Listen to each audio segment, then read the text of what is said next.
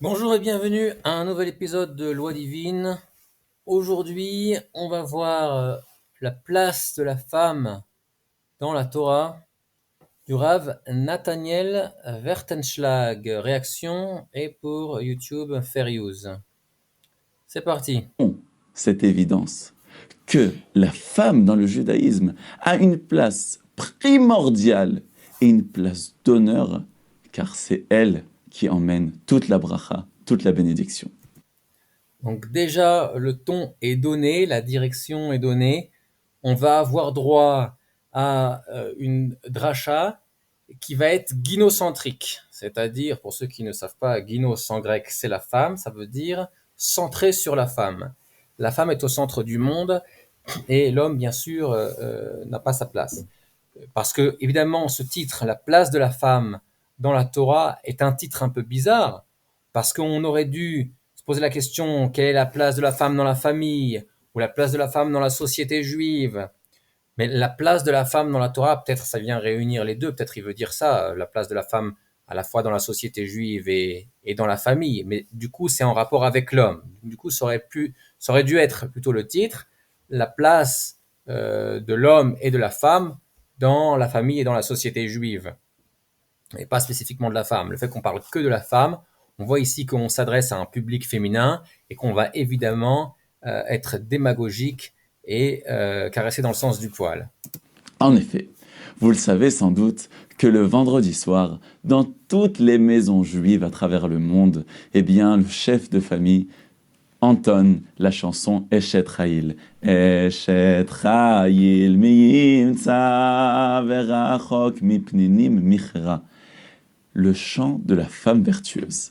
Mais si nous observons bien les versets, justement écrits par le roi Salomon dans Michelet, dans les Proverbes, eh bien ce chant débute par un Aleph, la première lettre de l'alphabet hébraïque, et va prendre chacune de toutes ces lettres de l'alphabet hébraïque jusqu'à la dernière lettre, jusqu'au Tav.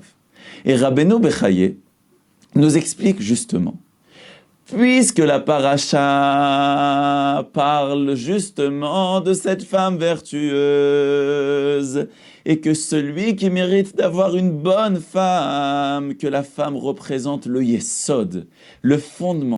Le Yesod dans la Torah, hein, surtout dans la Kabbalah, le Yesod c'est l'homme, hein, c'est pas la femme. Le pilier de toute la maison. N'oublions pas que un rave de la Guémara, un Amora, n'appelait pas sa femme ma femme, il l'appelait ma maison, mon point d'appui, sur quoi je me rattache, sur quoi je vis. Eh bien, un homme. Non, ma maison, ça veut pas dire sur quoi je vis, ça veut dire ma maison. Faut pas exagérer, faut pas rajouter des choses qui n'ont pas été dites. Et il l'encourageait en lui donnant un nom qui a trait à l'affection, en lui disant ma maison, ça veut dire je peux compter sur toi pour que ma maison soit ordonnée, soit préparée, que tout ce qui concerne ma maison soit géré par toi.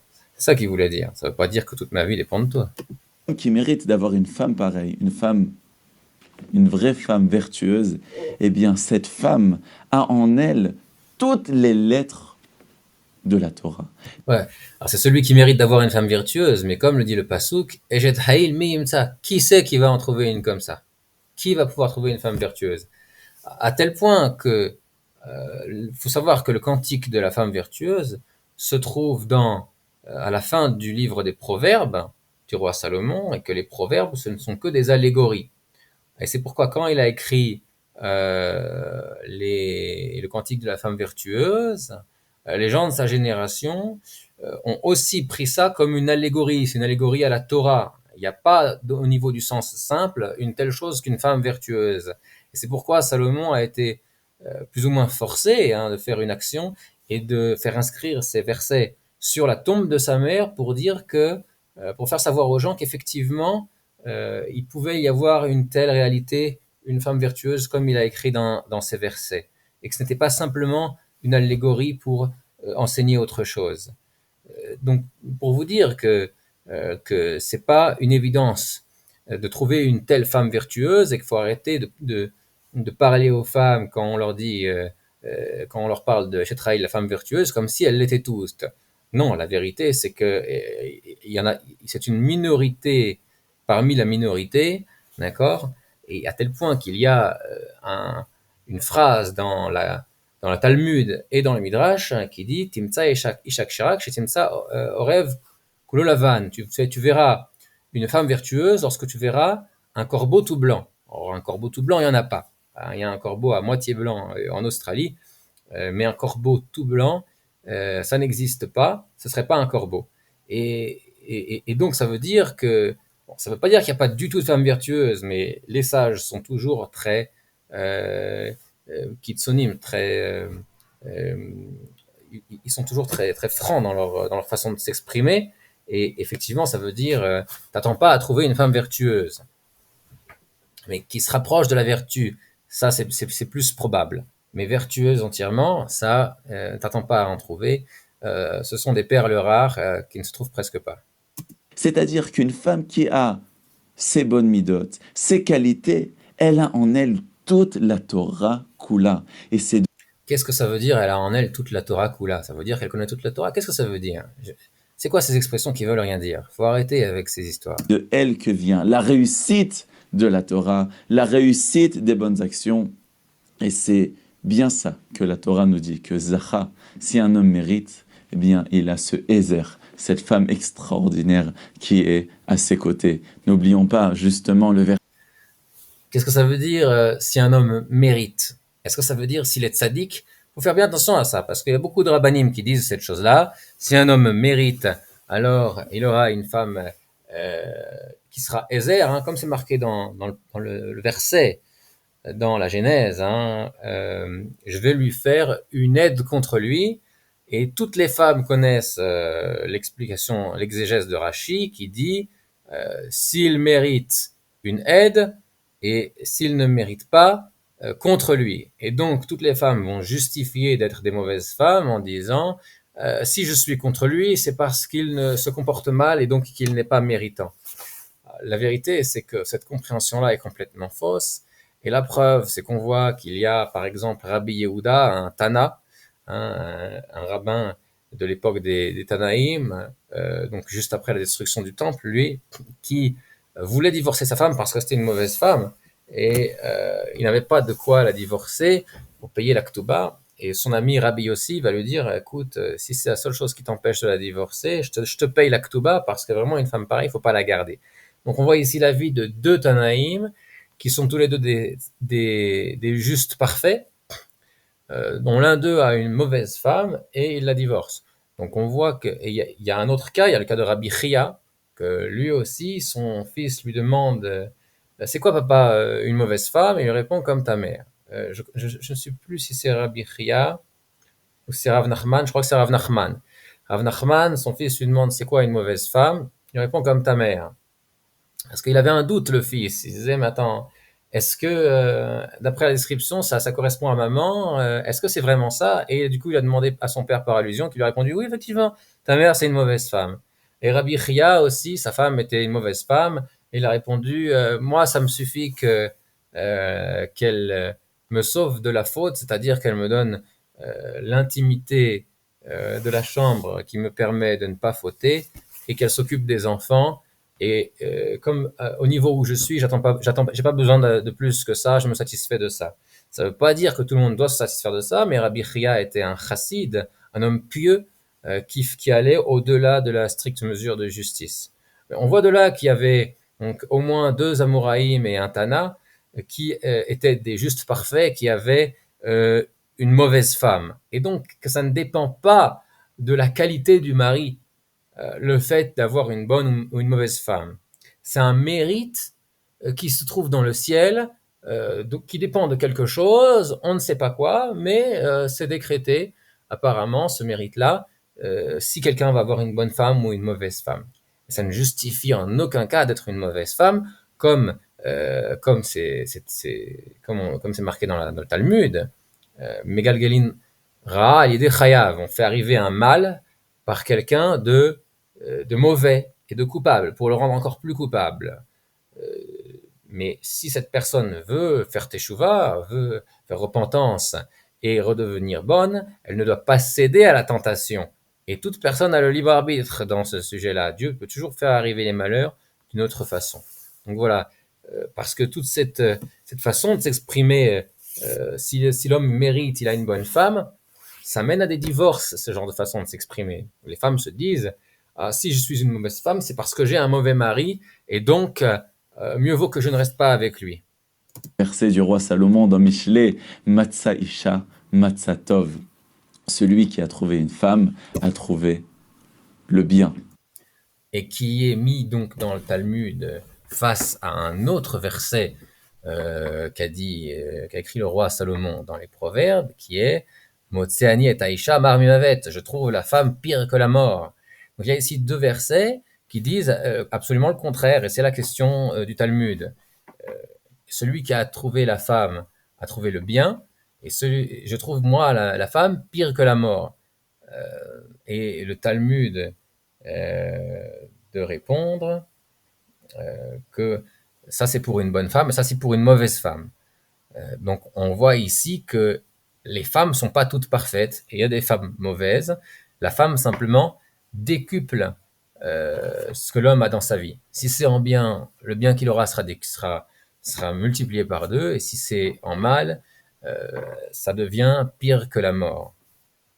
À trouver le bonheur. Donc il est bien sûr évident que la femme a une place d'honneur dans le judaïsme, d'honneur dans la Torah, et nous allons le voir, Bezrat Hashem, tout au long de ce cours, si vous restez bien sage jusqu'à la fin, combien de fois la Torah énumère le mérite de ces femmes vertueuses à travers toute l'histoire du peuple juif, depuis le début du récit de la Torah. En effet, c'est intéressant, cette fallacie, cette façon d'être démagogique envers les femmes, de ne leur parler que des femmes vertueuses, comme si elles étaient toutes des femmes vertueuses.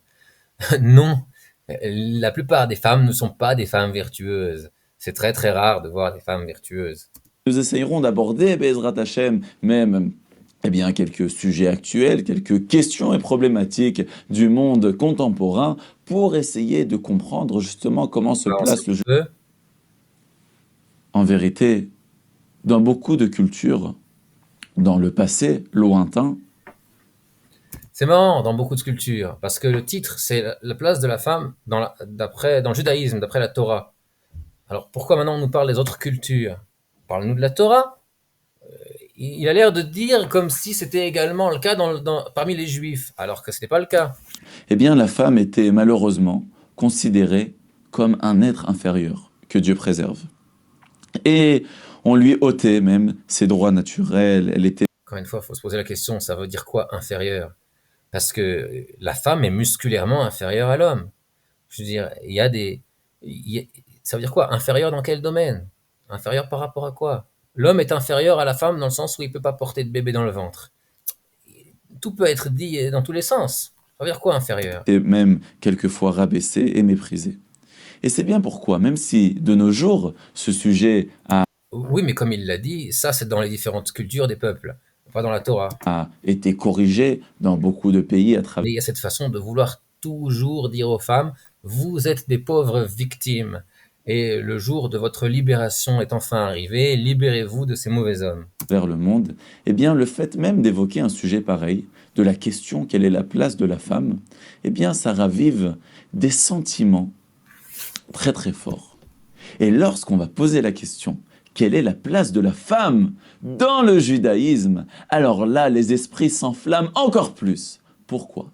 Parce que le fait de mettre en liaison deux sujets a priori sensibles, celui de la religion d'une part et aussi celui de la place de la femme, eh bien, le tout ranime en beaucoup de personnes, eh bien, ces sentiments où on a l'impression de se rappeler le passé lointain, ou si dans beaucoup de cultures, eh bien, la femme était mise de côté, en marge, que Dieu nous en préserve.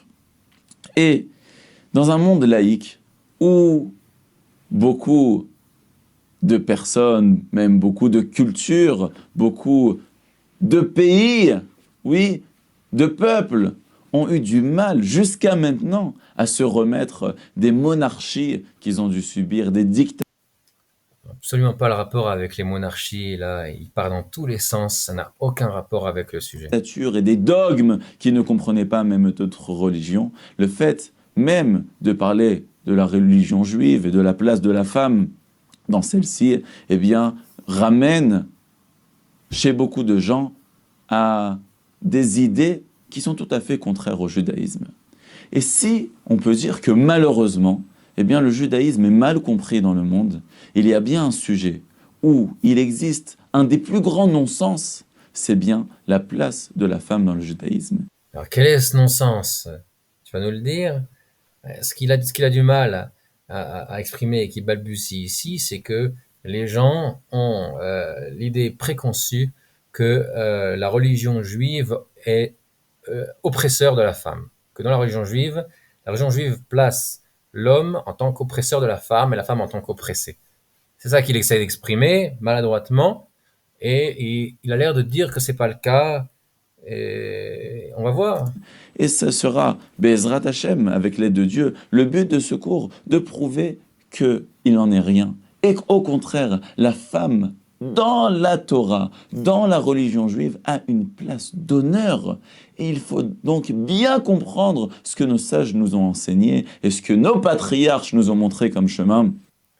Qu'est-ce que ça veut dire qu'elle a une place d'honneur? L'homme aussi a une place d'honneur. L'enfant aussi a une place d'honneur. Les vieux aussi ont une place d'honneur. Tout le monde a une place d'honneur. Donc, ça veut rien dire.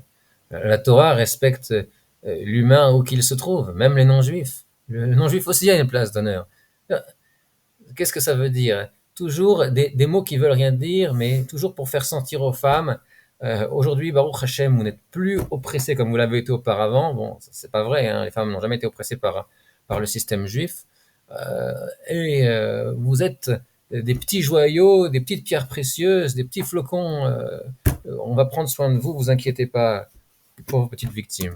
Et nos prophètes, depuis justement le début de la création du monde jusqu'à maintenant, ce sera Bezrat Hashem, le but de notre cours. Alors, si on regarde, en effet, les récits de la Torah, vous pouvez remarquer qu'en effet, la Torah mentionne plus les personnages masculins que les personnages féminins. On parle beaucoup des tzadikim, on parle beaucoup des patriarches, on parle beaucoup des prophètes. Et on pourrait dire, les femmes sont beaucoup moins mentionnées dans la Torah. On pourrait dire aussi que c'est marqué dans les proverbes, que Kvod bat melech pnima, l'honneur de la femme, c'est à l'intérieur, c'est-à-dire c'est dans la modestie. Et donc, Dieu préserve l'honneur de la femme et n'en parle pas à tout bout de champ, puisqu'elle doit rester cachée quelque part. C'est ça la modestie. Mais mes chers amis, encore une fois, nous nous trouvons face à une erreur. Pourquoi? Parce que si la Torah mentionne énormément les hommes, il faut savoir que la Torah les mentionne pas toujours pour le bien. En effet, on parle bien sûr des patriarches, on parle de Moshe Rabbeinu, Abraham, Yitzhak et Yaakov, David Amelech, Shlomo Amelech, mais on parle aussi beaucoup dans la Torah des hommes qui ont fauté et qui ont fait le mal, même pour les générations qui ont suivi. La Torah cite eh bien, des grands Réchaïm, comme Korach, comme Yerovam ben Nevat, comme Achav, comme Menachem Melech Yehuda, Doeg. Plus démagogique on peut pas faire, hein. Les hommes sont cités dans la Torah pour dire qu'ils sont mauvais. Vous inquiétez pas, mesdames, si on vous cite pas, c'est parce que vous êtes parfaites. Alors là, c'est le summum. Adomi, Achitophel, Achan, Karmi Menzavdi, le Mekoshesh, celui qui a appris, eh bien, qui a transgressé le Shabbat devant tout le monde, celui qui a, Dieu préserve, blasphémé le nom de Dieu, Datan Ve'aviram, qui était toujours là pour faire les querelles dans le peuple juif. Donc même si la Torah mentionne beaucoup d'hommes, mais la Torah ne les mentionne pas toujours pour le bien. Mais si vous faites attention, la Torah parle aussi beaucoup des femmes, mais lorsqu'elle parle des femmes, vous ne trouverez jamais dans la Torah, une fois que la Torah va raconter pendant longtemps le récit d'une femme qui a fait du mal. Pendant longtemps, ça veut dire pendant peu de temps, on peut trouver le récit d'une femme qui a fait du mal. Bon, on va prendre le défi, on va relever le défi. Euh, donc la Genèse, troisième chapitre, ouais. Euh, On parle de Ève, là, Chava. Vatikar mi pirio, batochal, elle prit le fruit de l'arbre, la connaissance du bien et du mal. Bon, je vous passe, ah non, je vous passe pas. Euh, Elle parle avec le serpent, hein, petite discussion avec le serpent, originelle, qui va la convaincre de manger, qui la pousse sur l'arbre, etc. Et elle prend du fruit de l'arbre et elle mange. Et après, ותיתן גם לאישה עימה, ויאכל. Elle en a donné également à son mari lorsqu'il était avec elle. Et elle l'a fait manger. Et elle a amené la mort dans le monde. Et combien on parle dans la suite des malédictions qui ont été données à Adam et Chava, etc., à cause de cette faute-là. Surtout que dans la Genèse, Dieu est très concis pour dire beaucoup de choses. Je pense que les quelques psukim qui sont réservés à dire la faute originelle qui a été déclenchée surtout par Ève, c'est quand même, on peut dire que la Torah en parle beaucoup. Dans Yeshayahu, dans les prophètes, donc c'est le 3e chapitre là également. ויאמר השם יען כי גבו בנות ציון ותלכנה נטויות גרון. Les filles de Sion sont allées la tête haute, en mettant leurs yeux en valeur par du noir, du bleu, je sais pas.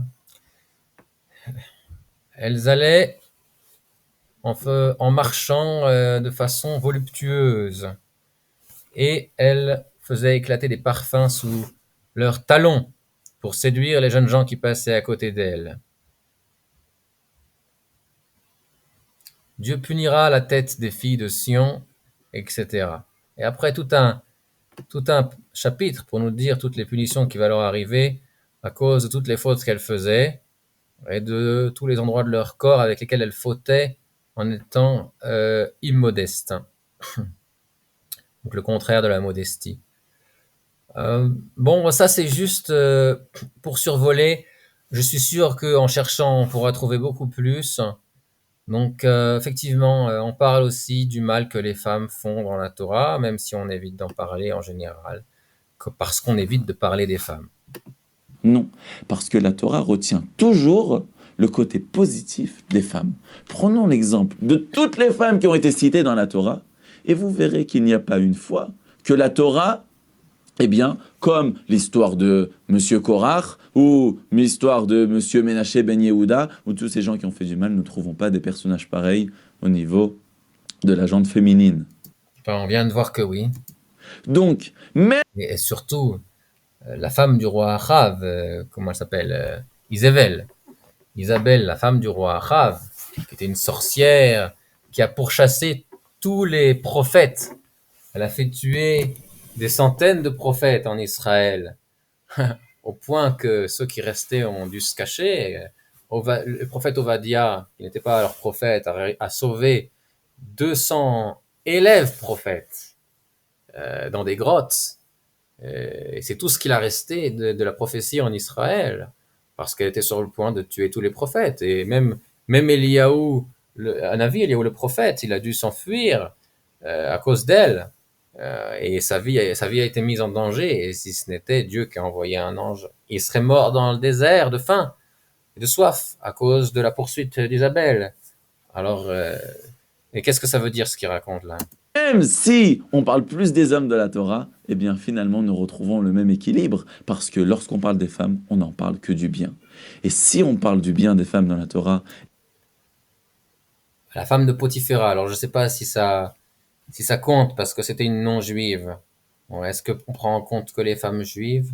Ouais, a priori, ouais. Eh bien nous avons devant nous une longue liste de tout le bien que la Torah parle justement des femmes. Regardons tout simplement le début de la Torah, où Akadosh Baruch Hu, eh bien, raconte, il nous écrit dans sa si belle Torah, eh bien, la création de l'homme. Et juste après la création de l'homme, il est écrit dans la Torah, Vayiven Hashem Elokim et Atzela asher lakach mina Adam Akadosh Baruch Hu a formé le tsela, la côte qu'il a pris de l'homme. Et nos sages nous dire, Melamed, il est écrit dans la Gemara Nida, Natan Akadosh Baruch Hu bina yetera baisha yoter mi beish. Akadosh Baruch Hu a donné une intelligence supérieure, la bina, à la femme plus qu'à l'homme, parce qu'on utilise le langage de Vayiven pour la femme, pour la création de la femme. C'est-à-dire que la femme possède une intelligence supérieure, une certaine sorte d'intelligence qui s'appelle la bina. Alors, c'est très intéressant, il laisse entendre que la femme est plus intelligente que l'homme. C'est pour cette raison précise que la femme a plus de bina qu'il est interdit de lui enseigner la Torah à sa fille, comme c'est mentionné dans le Shulchan Aruch.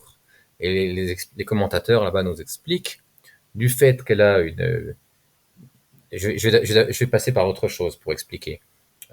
Ce qui est pas dit, ce qui est dit dans la Torah, ce qui est dit dans la Gemara là-bas d'Anida, c'est pas qu'elle a de la bina en fait, ça pourrait se comprendre de la compréhension ou de la rapidité de compréhension plutôt. C'est pas qu'elle a cette forme d'intelligence là supérieure à l'homme, pas qu'elle est supérieure à l'homme, mais c'est qu'elle a en plus. Quelqu'un qui a un doigt en plus, il n'est pas supérieur à un humain normal. Quelqu'un qui a un doigt en plus, il est bizarre, il a une bizarrerie. La femme ici a une bina en plus, qu'on pourrait aussi dire en trop. D'accord? Et c'est parce que c'est en trop que ça va l'amener à faire des erreurs de compréhension dans l'étude du Talmud, et c'est pourquoi il ne faut pas enseigner le Talmud à sa fille, parce qu'elle va faire des conclusions hâtives et déformer le message de la Torah. Donc voilà, encore cette démagogie. Nous voyons même que Sarah Imenu était même plus grande que Abraham par rapport à la prophétie. On voit qu'Akadosh Baruch Hu nous dit que la grandeur de la promesse qui a été faite à les femmes a dépassé même la promesse des hommes. Sarah Imenu était plus grande en prophétie qu'Avraham Avinu. Il n'empêche que elle a menti et que il a fallu que quand son mari lui a dit pourquoi as-tu ri, elle n'a pas admis à son mari qu'elle avait ri, elle a menti, et il a fallu que Dieu envoie un ange parler à un prophète, Shem, fils de Noé, que ce prophète arrive sur place et qu'il lui dise si tu as ri pour qu'elle reconnaisse son erreur. Donc c'est bien qu'elle été supérieure en prophétie, mais c'est pas tout. Et il y a une Gemara bien connue. Il est écrit dans Yevamot, Kol Adam Shen Lo Yisha Sharoui Belo Choma Belo Bracha Belo Simcha. Un homme qui n'a pas de femme se trouve sans muraille, se trouve sans bénédiction et se trouve sans joie. À un tel point que la Gemara elle-même nous dit qu'un homme qui n'est pas marié n'est pas un homme. Eno Adam. Alors vous allez me dire, mais il y a plein de gens magnifiques qui ne sont pas mariés. On retrouve même des génies en Torah, des jeunes dans les yeshivot qui connaissent des choses incroyables. Comment on peut dire c'est pas un homme? Oui, il n'atteindra pas la perfection tant qu'il ne sera pas marié. Comme l'a dit le Stapler, tous les grands rabbanim ne sont devenus des grands maîtres en Torah que depuis le jour où ils se sont mariés. C'est bien pourquoi le judaïsme prône justement le mariage à l'âge le plus tôt, si c'est possible. La Gemara, la Mishnah nous dit 18 ans, mais de nos jours, en tout cas, au moment où le jeune... Bon, alors, c'est pas tous, hein, mais c'est en général. Effectivement, il y a des collègues de Rabbi Akiva hein, qui étaient parmi les grands de la génération à l'époque de Rabbi Akiva, qui était déjà un vieillard. Hein. Il y avait des petits jeunes qui étaient grands de la génération et qui n'étaient pas mariés. Hein, les deux Shimon. Et il y avait aussi celui qui a fait des fiançailles avec la fille de Rabbi Akiva et qui finalement a annulé les fiançailles parce que il était trop préoccupé par la Torah et il se sentait pas capable d'assumer les responsabilités d'une famille tellement il était préoccupé par la Torah jour et nuit. Donc son cas est mentionné dans le Shulchan Aruch même si c'est un cas vraiment exclusif et que il n'y a pas de cas comme ça de nos jours. Et que s'il y en avait un, ce serait, on n'aurait peut-être pas besoin de cette halakha pour se justifier. En tout cas, le fait est que un homme, comme il a dit à la fin, qui n'est pas marié n'est pas un homme, ça veut dire qu'il n'est pas un homme complet. Mais c'est marrant parce que quand on mentionne ce Mahamar, cette phrase du Talmud, on veut souvent insinuer, sans le dire, qu'un homme n'a pas de valeur s'il ne s'attache pas à une femme, s'il ne donne pas, s'il ne pourvoit pas pour une femme. Alors qu'une femme, elle, n'a pas besoin d'avoir un homme pour avoir de la valeur. Ce qui est complètement faux, puisque l'homme ne sera pas un homme complet sans femme, mais il a toujours un objectif dans le monde. Comme on vient de le voir, s'il étudie la Torah et se rapproche de Dieu. Et une femme, par contre, c'est marqué dans la Genèse, Lotov et Adam Levado et Selo Ezer Kenegdo. Je fais faire une aide pour l'homme. Et alors la femme est créée. La femme a été créée pour être une aide pour l'homme. Donc une femme qui n'est pas mariée, sa vie ne sert à rien. Donc qu'on ne, il y a toujours cette, ce sont des choses qui étaient évidentes au temps du Talmud et qui n'avaient pas besoin d'être mentionnées. Et aujourd'hui, on n'a plus que les mots du Talmud. Alors du coup, on a tendance à comprendre les choses à l'envers, en sortant les choses de leur contexte, les mots de leur contexte. Alors qu'il est évident que même si un homme n'est pas complet sans femme, il a toujours un but dans ce monde-ci. Il peut toujours faire des choses bien et positives. Alors que pour une femme, sa vie n'a pas de sens si elle n'a pas de mari.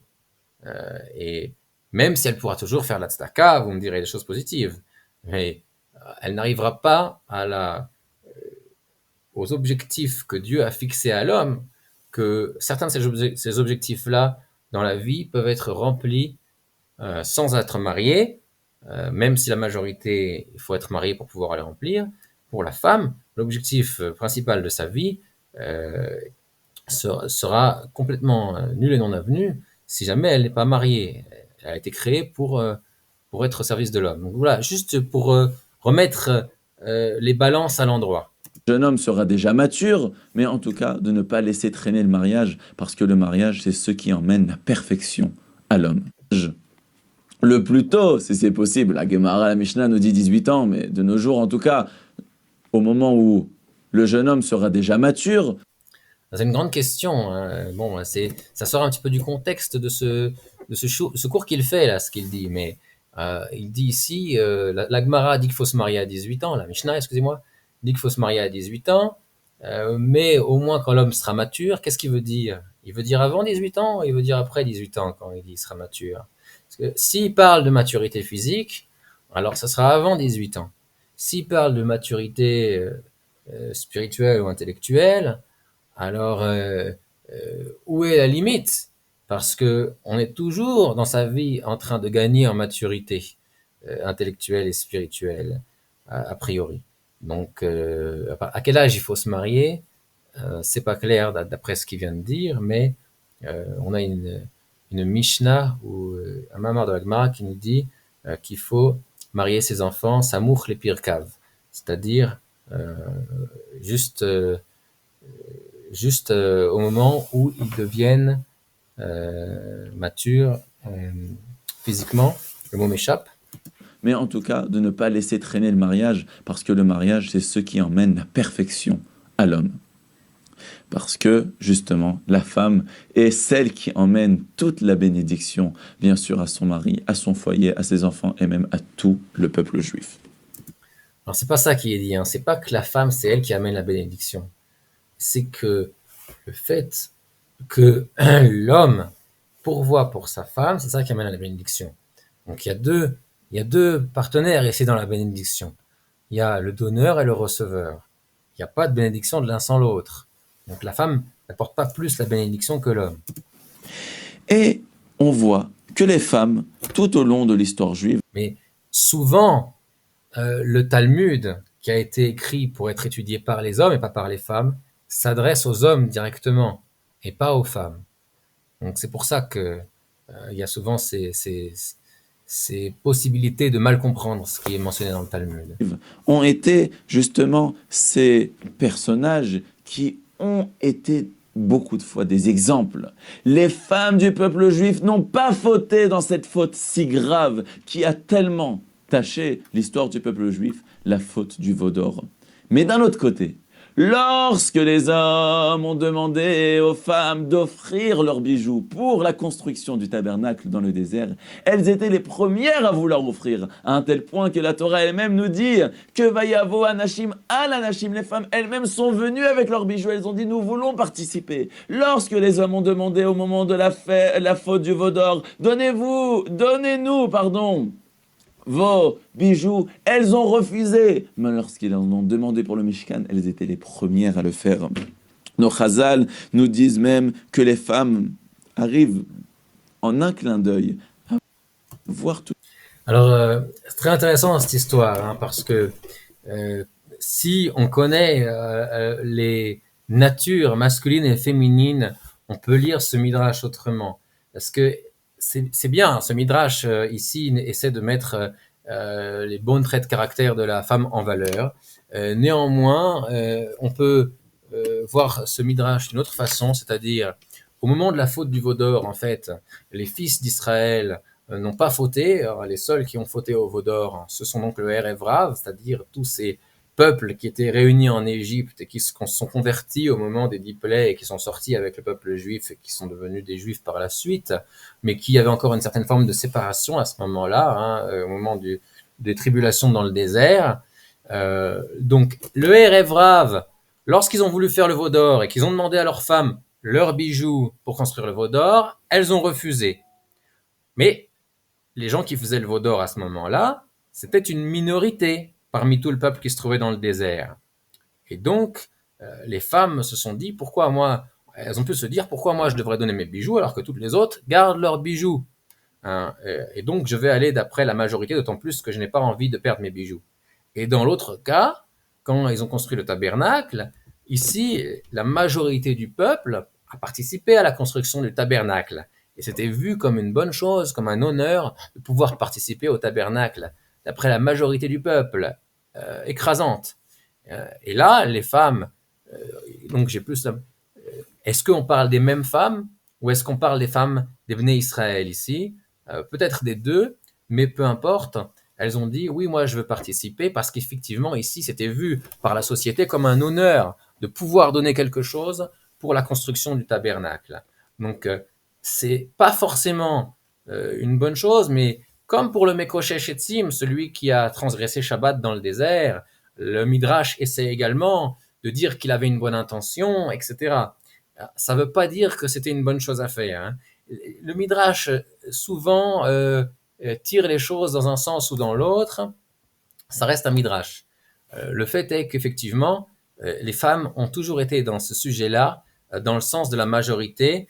Et d'ailleurs, quand elles ont refusé de donner leurs bijoux, c'est parce que la majorité ne donnait pas ses bijoux pour cette faute. Et en plus de ça, il n'y avait pas de raison de laisser tomber leurs bijoux. On sait très bien que les femmes sont attachées à leurs bijoux. Donc voilà, juste pour remettre les balances à l'heure. Tout de suite, la personne qui sont en face d'elle, Isha, Makira Beochim, c'est-à-dire qu'une femme, eh bien, reconnaît tout de suite quel est l'invité qui est assis à sa table. Et je rajouterais même que lorsqu'Akadosh Baruch Hu parle au moment du don de la Torah, il dit Kotomar le Bet Yaakov et Aged le Bnei Israël. Lorsqu'il annonce justement le don de la Torah à Akadosh Baruch Hu, eh bien, met en avant en premier les femmes. Kotomar le Bet Yaakov. Tu parleras ainsi à la maison de Jacob, qui fait référence aux femmes du peuple juif, et après Vetaged l'Ibné Israël. Et nous voyons comme ça dans la Torah beaucoup. Faut comprendre ce que veut dire ce verset. Kotomar le Beit Yaakov et Tagid ibn Israël. Rashi dit Tagid le shon gidim. Tagid, c'est un langage, une racine. La racine du mot, c'est les nerfs, d'accord? C'est-à-dire ce qu'on utilise pour fouetter, d'accord? Pour faire les fouets. Donc parler avec un langage dur. Tu parleras avec un langage dur aux fils d'Israël. Et Tomar, les morts, c'est un langage de parler de façon agréable. Donc tu parleras d'abord de façon agréable aux femmes, et ensuite tu parleras de façon dure aux hommes. Et le fait est que les femmes sont sensibles, et donc on ne peut pas leur dire la vérité cash, parce qu'elles ne sont pas capables de l'encaisser. C'est pourquoi il faut la dire avec douceur, comme Rav Nathaniel Wertenschlag essaye de le faire, mais il penche trop dans l'autre sens et c'est dangereux parce que on en arrive à dire des choses qui vont à l'encontre de la vie de la Torah. Et donc, néanmoins, c'est ça qui est dit ici. Et évidemment que le sens également, c'est comme il l'a dit, oui, il va le répéter, je suppose, par rapport à la capacité à la femme d'influencer son mari. Si on n'a pas les femmes qui vont dans le sens de la Torah, ce sera difficile pour les hommes de pouvoir respecter la Torah. On a besoin que à la maison il y ait la cacheroute, la pureté familiale, etc. Et le respect du Shabbat. Sans ça, l'homme ne peut pas respecter la Torah. Donc on a besoin d'abord de gagner le cœur des femmes et ensuite on peut que c'est le plus dur et ensuite on peut aller et ça c'est pas difficile parce que les hommes ils sont moins sensibles et on peut leur parler plus durement et plus franchement et ils sont capables d'encaisser la vérité crue. Beaucoup d'endroits du Shevar, de la Mahala, du niveau spirituel et de toutes les qualités que les femmes ont atteint. Nous retrouvons dans la Torah les 7 prophétesses.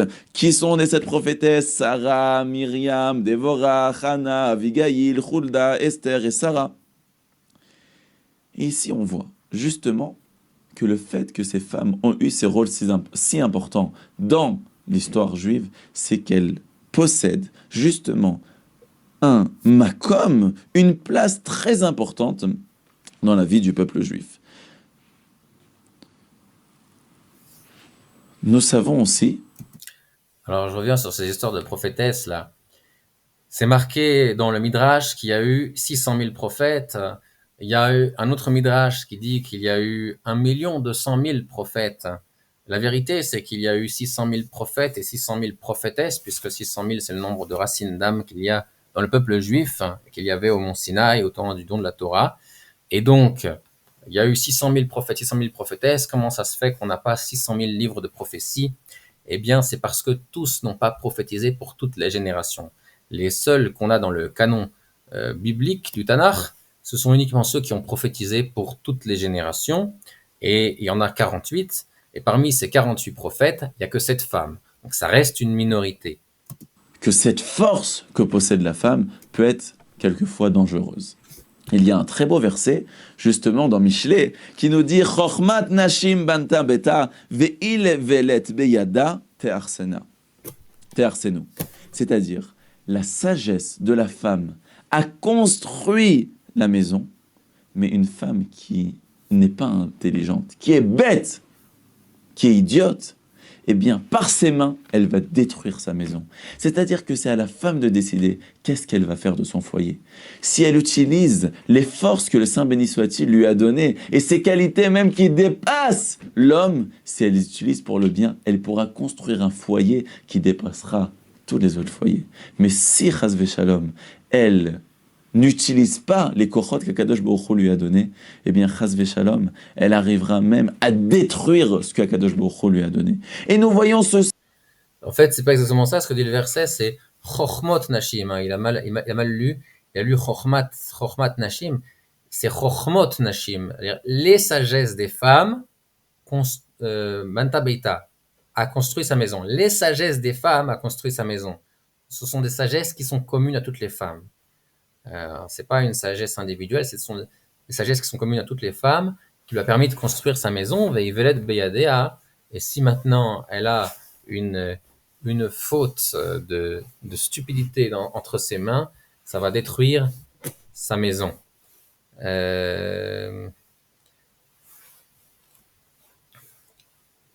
Voilà, c'est tout. Aussi dans deux histoires. L'histoire de la femme de Korach, qui en ravivant la haine et les disputes et les marloquettes et Oui, alors si il cite là, c'est parce que c'est le Midrash qui dit, hein, Chochmot Nashim Banta Beita, quel est l'exemple? C'est l'exemple de la femme de On Ben Pelet, et Ivelet Beyadat Yarsena, quel est l'exemple? C'est l'exemple de la femme de Korach. les querelles et les zizanies, eh bien, elle a fait sombrer tout le peuple juif dans une dispute terrible qui a fait même perdre la vie à son mari, à elle-même et à ses enfants pour les faire rentrer sous sol, sous la terre, en étant vivants. Que Dieu préserve. Alors que la femme de On Ben Pelet, elle a sauvé justement son couple. Elle a sauvé sa famille parce qu'elle a dit à On Ben Pelet, qu'est-ce que tu vas gagner de rentrer dans cette querelle? Est-ce que parce que tu vas supporter Korach, tu vas recevoir plus? Rien du tout. S'il gagnera, ce sera lui qui va gagner. Et si c'est Moshe qui va gagner, ce sera lui qui va gagner. Tu seras seulement rentré dans la querelle pour avoir des disputes et rien d'autre. Et c'est comme ça qu'elle a sauvé toute sa famille. Donc on voit qu'elle a su utiliser cette Bina Yetera, ce qu'Akadosh qu'Akadosh Baruch Hu lui a donné, et c'est comme ça qu'elle a pu emmener des bénédictions immenses. Oui, je pense que c'est intéressant de mentionner plus en détail ce qui se passait dans cette histoire-là. Mais ce que ce Midrash veut nous dire en expliquant ce verset de Chochmot Nashim Manta Beita Ve'ived Ve'adat Sersena, c'est que la femme a une capacité naturelle à influencer le cœur de son mari. Hein, comme on voit dans Pirkei de Rabbi Eliezer, que en fait la femme a été créée également avec un morceau de chair du cœur de Adam, et donc elle a un accès direct au cœur de son mari, une capacité à l'influencer euh, par son amour très très facile. Et il faut faire très attention parce que de grands pouvoirs impliquent de grandes responsabilités. Et ici où Dieu a donné un grand pouvoir à la femme, il faut qu'elle fasse très attention à cette responsabilité qu'elle a de l'utiliser pour influencer son mari pour le bien et pas pour le mal. Donc Korach ne voulait pas se rebeller contre Moshe, et c'est sa femme qui lui a dit, hein, puisque tous les Lévim devaient se raser tout le corps de la tête aux pieds, sa femme lui a dit, Moshe vous dit ça pour vous ridiculiser. Et Korach a répondu, mais lui aussi il va le faire, hein, puisque Moshe était Lévi. Donc les dessins que vous avez de Moshe avec des longs cheveux et des grandes barbes, c'est pas forcément ça après le don de la Torah. Euh, et elle lui a répondu, oui, mais il s'est dit, bon, c'est pas grave, je vais le faire moi aussi, le clown, et au moins je vais me moquer d'eux. Comme ça, elle lui a dit, et du coup, lui, s'est rempli de, de frustration, hein. Il a pensé que Moshe voulait se moquer de lui et des Lévi'im, et du coup, il s'est rebellé contre Moshe. Donc, c'est sa femme qui l'a manipulé pour se rebeller contre Moshe. Et combien de gens sont morts à cause de ça, et la terre s'est ouverte, etc. Et a avalé tous ces gens. Alors que la femme d'On Ben Pelet, donc On Ben Pelet faisait partie de ceux qui pensaient de façon ingénue, hein, qu'effectivement Moshe peut-être il exagère dans sa façon d'interpréter la loi. Effectivement, on sait que c'est Dieu qui lui a donné la loi au mont Sinaï, mais le reste on ne sait pas. Et peut-être que Moshe il exagère dans sa façon d'interpréter, qu'il interprète un petit peu comme il veut les versets. Euh, et donc Korach avait prévu de venir le chercher le lendemain pour aller se présenter devant Moïse, devant Moshe, pour présenter leur manifestation. Et la femme de On Ben Pelet lui a dit, comme a dit le Rav Nathaniel, que de toute façon il avait rien à gagner à ça, quel que soit celui qui va gagner, lui il va rien gagner, il va que perdre. Et en plus de ça, lorsque Korach et son assemblée sont passés à la tente de On Ben Pelet pour le chercher, elle lui a dit de rester dormir dans son lit, et elle s'est mise à la porte de la tente, à l'entrée de la tente, la tête découverte, en train de se peigner. Et à cette époque-là, les hommes, même Réchaïm, n'osaient pas regarder les cheveux d'une femme. Et donc, quand ils ont vu qu'elle était en train de se peigner à l'entrée de sa tente, ils n'ont pas osé rentrer. Comme ça, elle a bloqué l'entrée pour qu'ils ne puissent pas venir discuter avec On pour essayer de le convaincre. Donc, tout ça pour dire que, bon, ça c'est ce sont les faits, c'est très intéressant. Il y a sûrement beaucoup de leçons à en tirer et c'est pourquoi j'ai voulu revenir dessus. Tout ça pour dire que la femme a une grande capacité d'influencer son mari, et même si c'est pas elle qui fait tout, mais c'est elle qui influence le cœur de son mari, et donc on peut lui imputer la réussite ou l'échec de son mari, souvent, en général. Donc il faut faire très attention à ça et ne pas influencer de façon égoïste, mais influencer toujours dans, pour aider. Hein, comme on influence les enfants, l'homme aussi cherche à influencer sa femme. Hein, on cherche tous à s'influencer les uns les autres, toujours que ce soit pour le bien.